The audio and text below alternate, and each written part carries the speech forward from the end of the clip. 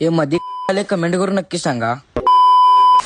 तर नमस्कार हो पब्लिक. 50 दिवसात 10K फॉलोअर्स कम्प्लीट करण्याचा आजचा दिवस 6वा. मग कसायच भावा असं म्हणलं आणि डिगोदापाशी जाऊन बसलो. डिगोदा म्हणला चल म्हणला जरा रामा मिस्त्रीच्या गॅरेजवर जाऊन या. रामा मिस्त्रीच्या गॅरेजवर आलो. रामा मिस्त्रीचे गॅरेज बंद होतं, त्यामुळे मी आणि डिगोदा परत गल्लीत आलो आणि गाडी घेतलो आणि परत निघालो बँकेत. आणि बँकेत डिगोदाचं एक काम होतं, डायरेक्ट आलो बँकेत. आणि मध्ये रस्त्यावर कमेंट करून नक्की सांगा. आज बँकेत आलो. बँकेत आल्यावर डिगोदा तिकडे काम करायला.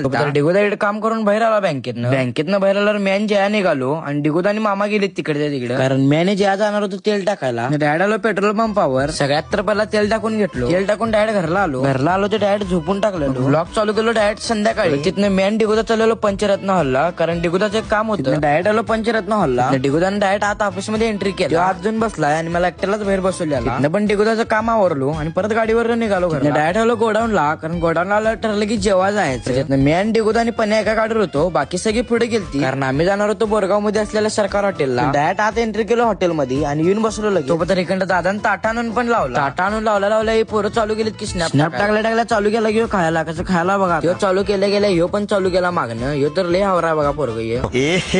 रहा नहीं जाता, तड़प ही ऐसी है ना.